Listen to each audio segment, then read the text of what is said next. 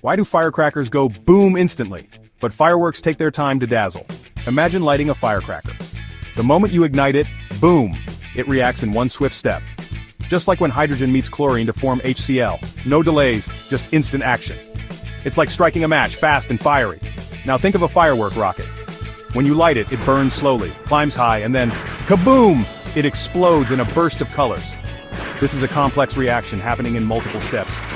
Like the combustion of methane, where each step builds up to that final dazzling explosion. So remember, firecrackers are quick and simple, while fireworks take their time to shine. Chemistry in action.